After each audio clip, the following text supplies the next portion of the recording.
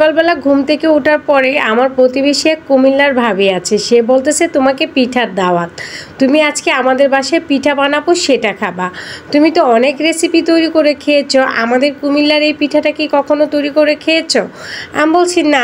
বলে যে আজকে আমি তৈরি করব, তুমি খাবা। আমি বললাম ভালো, আলহামদুলিল্লাহ। সে কথা বলে ভাবির চালটাকে আমি ধুয়ে দিলাম।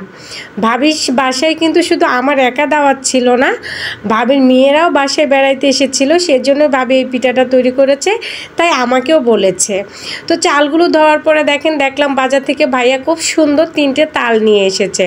আর তালগুলো মাশাআল্লাহ অনেক বড় সাইজের ছিল, দেখতেও খুব সুন্দর লাগতেছিল।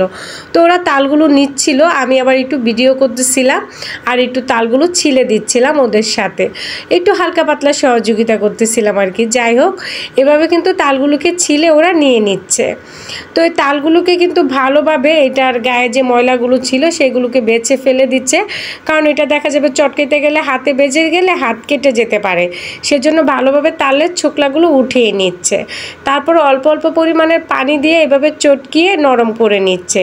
তারপরে একটি চালনিতে ডলে তালের রসটাকে বের করে নেবে। আমি আবার বাবা এত তালের রস বের করার সম্বন্ধে এত আইডিয়াও না বা এত ভালো বেরও করতে পারি না। আমাকে সবসময় কিন্তু বরিশাল থেকে আপা তালের রস পাঠিয়ে দেয়, বা আমিও দুজিও নেই, খুব একটা নিতে পারি না, 1টা 2টা নিতে পারি। তার ভিতরে আমার বাসায় মেহমান চলে এসেছে, আমি একটু বাসায় চলে গেছি মেহমানের কাছে। আর এদিকে আবার ভাবি কী করেছে, তালের যে পিঠার যে ডোটা সেটাকে তৈরি করে ফেলেছে। তো ভাবিকেও বললাম তুমি আমাকে ডাক দিবা না? ভাবি বলল আমি তো ভুলে গিয়েছি তোমাকে ডাক দিতে। আমি বললাম যাই হোক, ভুলে গিয়েছো, আর কি করার আছে। তো কুমিল্লার এই পিঠাটা তৈরি করার জন্য এখানে কিন্তু নারকেল ব্যবহার করেছে 2টা, চিনি দিয়েছে, আর তালের যে রস সেটা দিয়েছে। এখানে কিন্তু কোনো ধরনের পানি ব্যবহার করে নাই। এটা কিন্তু দেখেন একটি বালতি ভরে এই ডোটা তৈরি করেছে, কারণ অনেকগুলো পিঠা হবে আর এই পিঠাটা খেতে একটু চুটকি চুটকি লাগে। যেহেতু এই পিঠাটা সারা রাত্র ভিজানোর জন্য রেখে দেয়, একদম সকালবেলা ফুলে বালতি ভরে যায়, তারপরে সকালবেলা এই পিঠাটা কলা পাতায় দিয়ে বানানো হয়।